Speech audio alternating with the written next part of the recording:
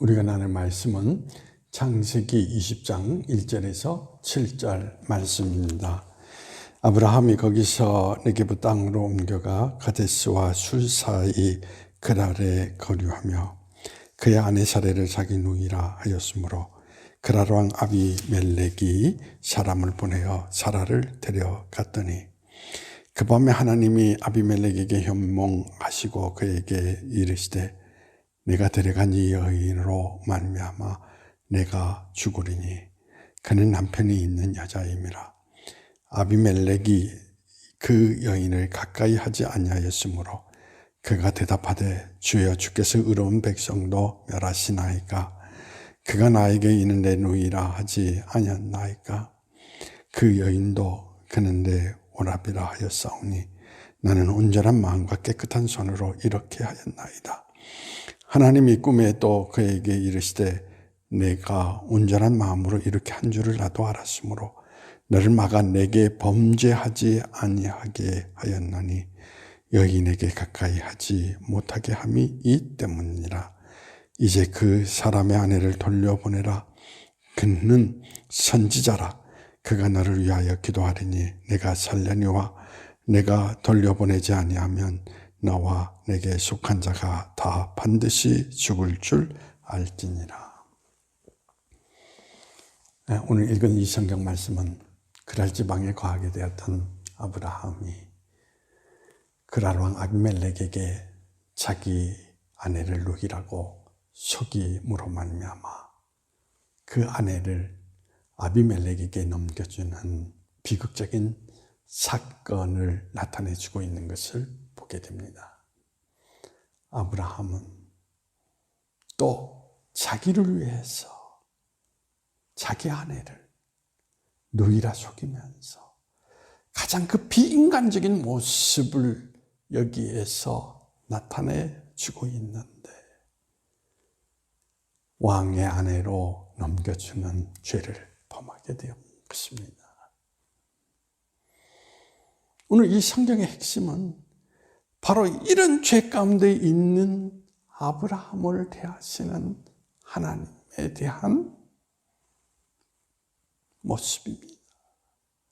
하나님은 오늘 이 성경 속에 나타난 그대로 아브라함을 죄 가운데 벌하시지 아니하시고 오히려 이 성경 속에서 우리가 찾아볼 수 있는 것은 그 아내를 아비멜렉 속에서 건져내시고 아브라함을 선지자로 세워주시는 그러한 모습을 우리는 이 성경을 통하여서 찾아보게 됩니다.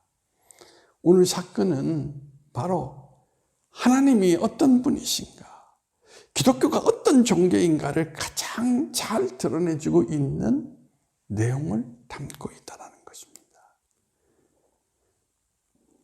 미국의 유명한 아이드 사이먼이라고 하는 목사님이 있습니다.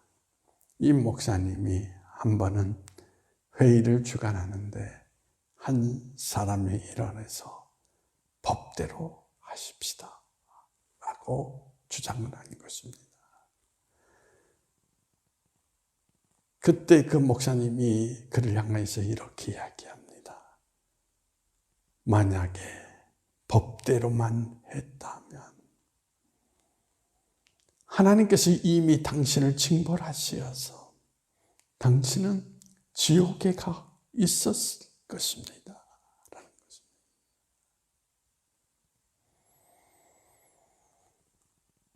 오늘 우리는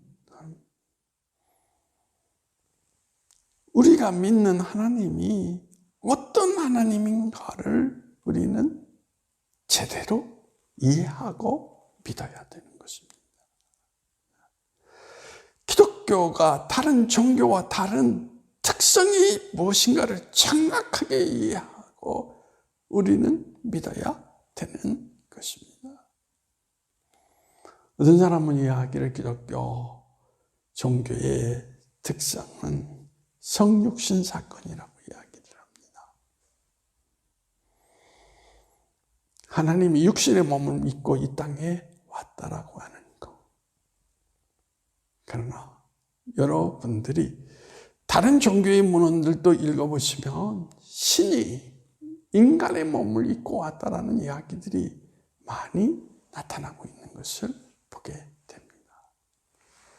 또 다시 어떤 분은 기독교의 핵심 사상은 다른 종교와 전혀 다른 차이점은 부활에 있다라고 이야기를 합니다.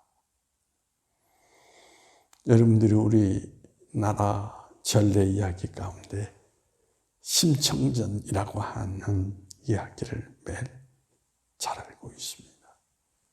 심청이가 아버지를 위해서 인당수의 몸을 던져 죽었습니다.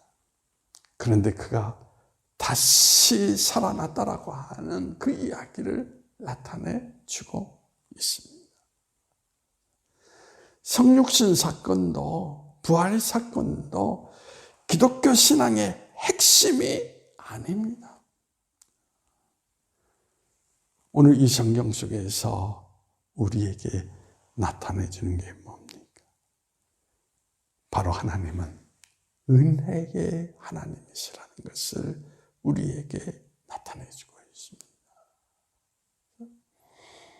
율법으로 보면 아브라함은 분명히 죄를 범하였습니다.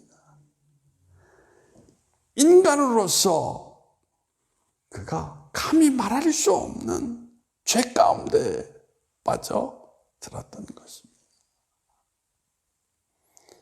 그는 마땅히 하나님께 징벌을 받아서 죽어야 마땅한 사람입니다.